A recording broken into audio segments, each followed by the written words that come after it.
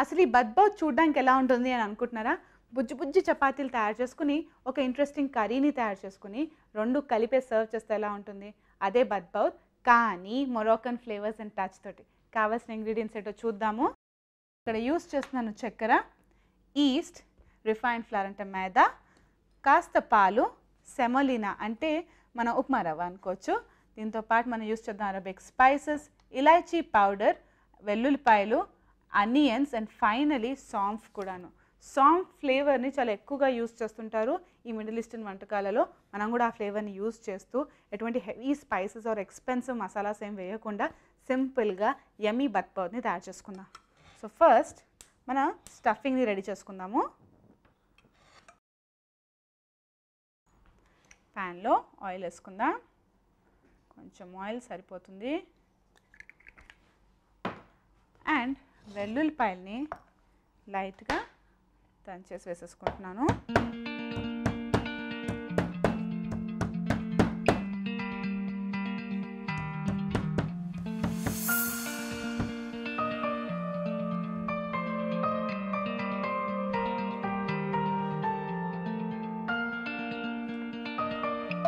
గార్లిక్ని fry చేసేసుకుందాము. తర్వాత ఇందులో నేను వేసుకుంటున్నాను అనియన్స్ని.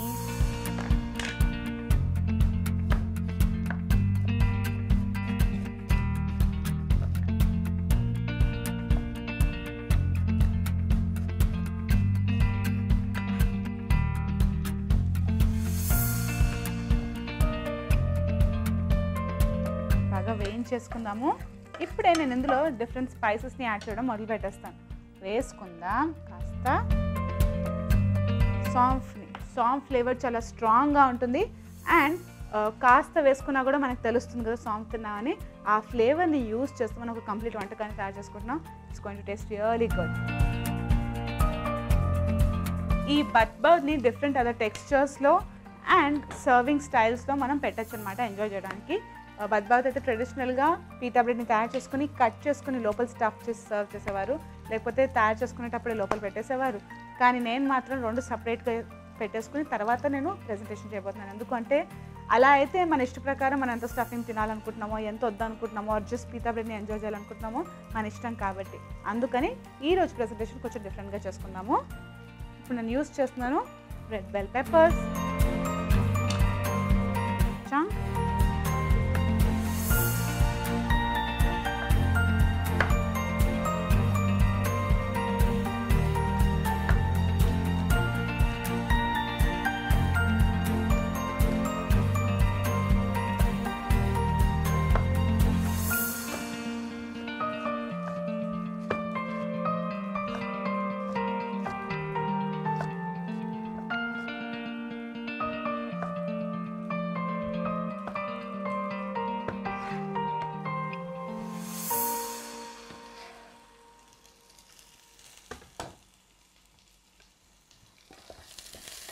one quick mix.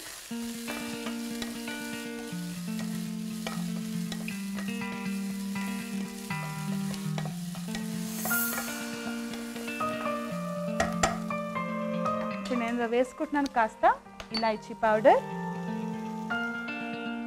అండ్ ఈ బ్యూటిఫుల్ అరబిక్ స్పైసెస్ కూడా.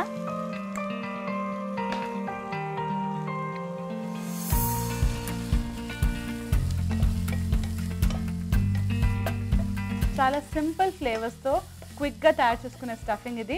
సో నెక్స్ట్ టైం మీరు పీతా బ్రెడ్ని తయారు చేసుకునేటప్పుడు అంటే కాస్త మైదాని యూస్ చేసి తయారు చేసుకునే ఈ బ్రెడ్తో పాటు ఇది సర్వ్ చేస్తే ఒక డిఫరెంట్ టెక్స్చర్ లాగే ఉంటుంది, చాలా బాగుంటుంది.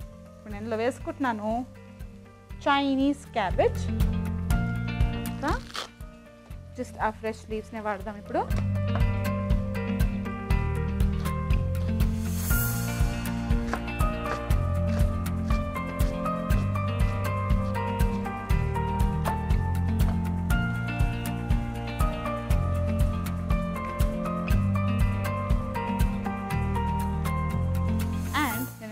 ఫ్రెష్ బేజిల్ని యూస్ చేస్తున్నాను.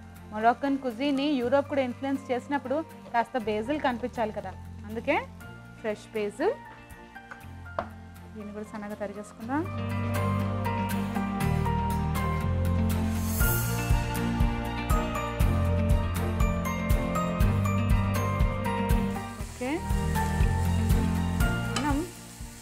ఫ్రై చేసేసుకుందాము.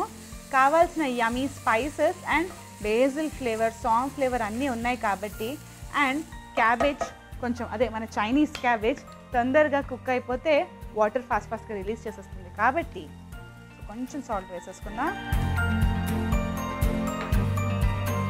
మిక్స్ చేసేసుకుని ఒక బ్యూటిఫుల్ స్టఫింగ్ని రెడీ చేసేసుకున్నాను నేను.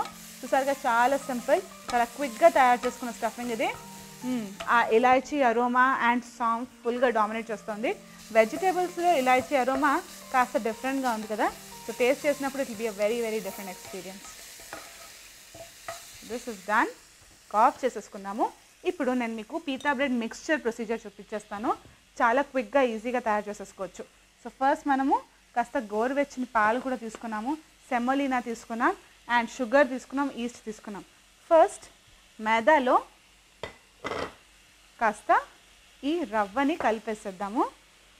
సమానంగా వచ్చేటట్టుగా కలిపేసుకుందాం. అండ్ ఫ్లేవర్ని బ్యాలెన్స్ చేయడానికి కాస్త సాల్ట్ అండ్ కొంచెం షుగర్ కాస్త పక్కన పెట్టేసుకుందాం కూడా. సో షుగర్ కాస్త సాల్ట్ వేసుకుందాం, రవ్వ అండ్ మైదా మిక్స్చర్. ముట్టుకుంటే కాస్త గరుగ్గా తగలాలి, చక్కెర కానీ మనం వేసుకున్న రవ్వ కానీ. సో ఇందులో నేను కాస్త షుగర్ అండ్ ఈస్ట్ యాడ్ చేసుకుని హాట్ వాటర్ని యాడ్ చేసుకుని కాసేపు పక్కన పెట్టేస్తాను ఈస్ట్ యాక్టివేట్ కావడానికి. సో అప్పుడు మనం పీతా బ్రెడ్లో యాడ్ చేసుకుంటే సూపర్ సాఫ్ట్ బ్రెడ్స్ రెడీ అయిపోతాయి. సో హాట్ వాటర్ని ఆర్ నాట్ హాట్ వాటర్, వామ్ వాటర్ని యాడ్ చేసుకుని మనం ఈస్ట్ని కాసేపు యాక్టివేట్ చేసుకుందాం ఒక 10-15 నిమిషాల వరకు.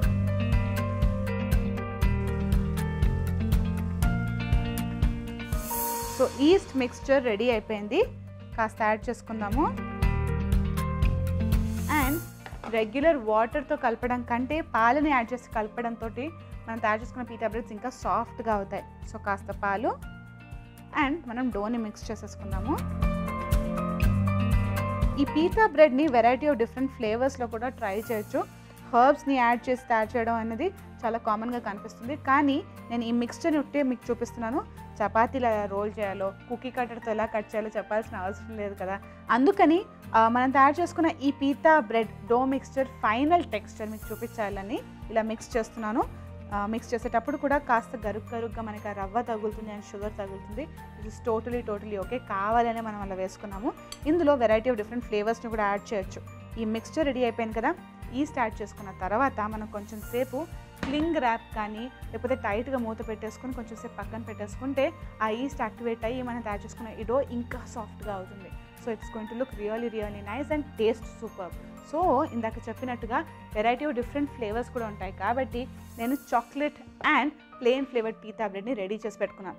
సో ఏం లేదు, ఇలా పిండిని తీసుకుని ఒక 10-15 నిమిషాల తర్వాత చపాతీలా రోల్ చేసుకుని క్యూట్ లిటిల్ కుకీ కటర్ కానీ లేకపోతే ఏదైనా డబ్బా మీద మూతని యూజ్ చేసి కట్ చేసి పెట్టేసుకొని కాస్త పెన్నం మీద ఫ్రై చేసేసుకుంటే సరిపోతుందన్నమాట. ఇలా పీతా బ్రెడ్స్ రెడీ అయిపోతాయి. స్టఫింగ్ రెడీ అయిపోయింది, ఇంకేం చేయాలి? అన్నీ సపరేట్ పార్ట్స్ ఉన్నాయి కదా, కలిపేసి క్లైమాక్స్కి వెళ్ళిపోదాం. డైరెక్ట్గా ప్రజెంటేషన్లో కలిసిద్దాం.